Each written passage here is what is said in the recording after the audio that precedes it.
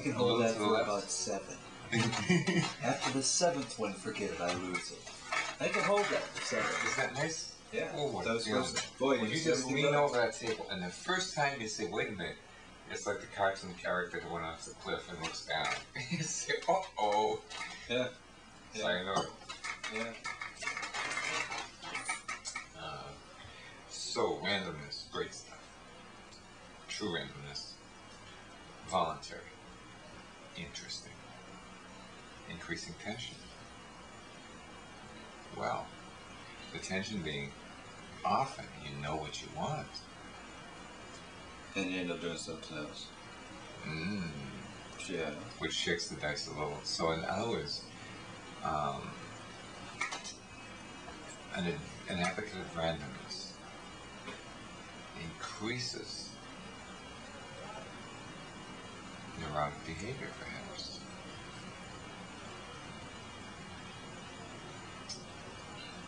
I mean, really? frustration. I think there are people I know that went crazy, and they all went crazy by choice, as far as I can tell. Yeah, randomness is the crazy person. The person bouncing around in Harvard Square that I deal with every day. People you deal with every day, I'm sure. No. When I say random, you know what I mean by random. Yeah, and allowing no choices. Random things to occur. Yeah. Well, having no way to stop them from occurring. But what's called random behavior, often they mean variant behavior. You see the difference? I agree. Yes. Well, these people are not variant; they are random. Yeah, and random behavior is pretty weird. Yeah. Total cross purposes. I mean, it can turn out good. I mean, I'm saying you can throw the dice and come up with 7 times in a row. Yeah. There's going to be an awful lot of 8s and 2s and 3s later. Yeah. You pay. Yeah. I don't know. They certainly make them pay. Make them pay all the time.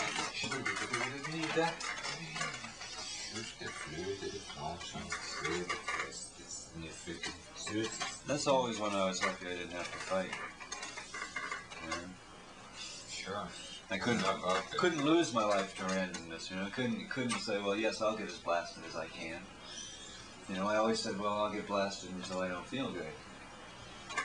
As soon as I feel bad, I stop getting blasted. And if I get blasted on something and it makes me feel bad, I don't do it again.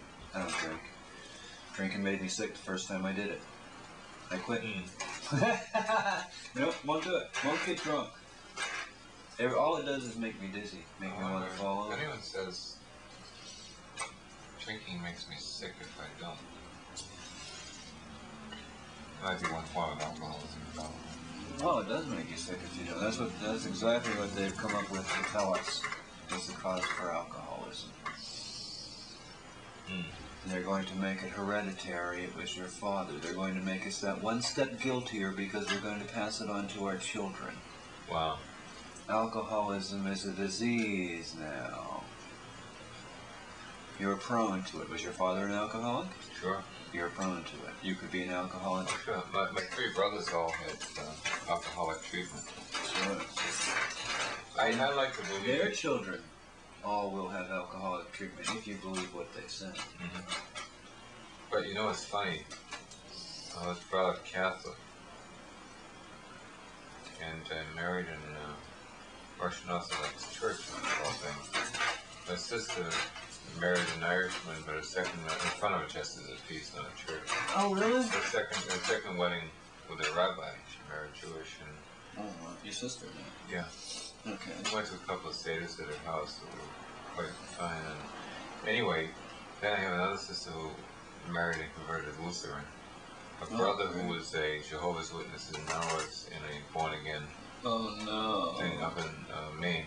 Wow. No, I'm just saying that they were all Irish Catholic, right? They were all Irish Catholic, right? So the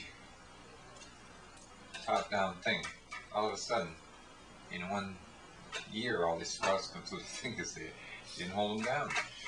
For better or worse, can I say? All I'll say is that that's part of the whatever energy crossed in my mother and father's blah blah. That the sense of predictability is something at variance with the nature of the children in some respects, which that's a very general way to say it. Where did you must have had a pretty good education. Well, I went to one semester at Northeastern. No, I'm talking about education. I'm talking about somebody taught you how to read. Well, guess what? If you're lucky, you're the teacher's pet in a public school in Roxbury, beside the housing project when you're 9 years old. Somebody taught you how to read, and put it in you that you wanted to do it. Could I tell you one thing? What? In terms of early developmental stuff, I don't recall any assistance except for one thing, and this is a funny story. I have a poem about this girl when we were 4 that I had done recently. So let me say, this girl Gail Harding lived around the corner. She had these things that were popular then, huge, fat, golden curls. Quite nice. Loose, not fictional. And for whatever reason one day, I was near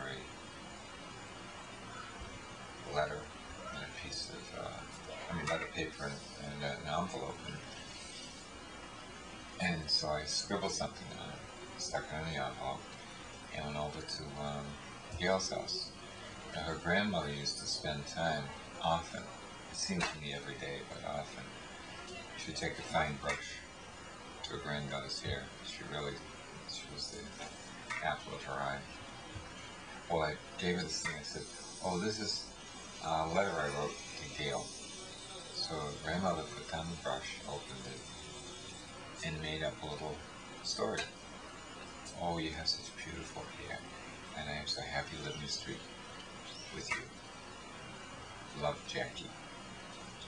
I was proud. So what they do the next day, write another letter, and wrote it forward. Of course, I didn't want. I was not a genius. But the grandmother got better and better at reading these little love notes. And of course, crushing to my heart and soul and being. By then I was just about 5, I recall. We moved to another house, having moved recently. Went down before from another house, and then from that house to the housing projects after. But in that period of awareness, the tremendous sense that someone 4 or 5 years old has already gathered important awarenesses that may or may not come out as direct communicative capacity, i.e. education, but that you work in that direction. So, thinking that communication was important was the great release I had from the housing projects at Roxbury. An advantage, indeed, to believe it was important. When I say education, I mean awareness, I mean education, I mean awareness, I mean communication. All of them, the one leads to the impulse leads to the skill development to the message. But without... So nobody ever taught you learn to read? You just did it yourself? Right. In the 1st grade, I didn't go to kindergarten. My mother kept me out because my brother was a year younger. So we could go together to school. And I got a double promotion in the 1st year because I was really... Anyway, hot shot. Not so hot. What? Oh, no, I'm just not so hot. Too lazy to be hot. Anyway, that's where I have it in my head, is that things can be, should be. Good.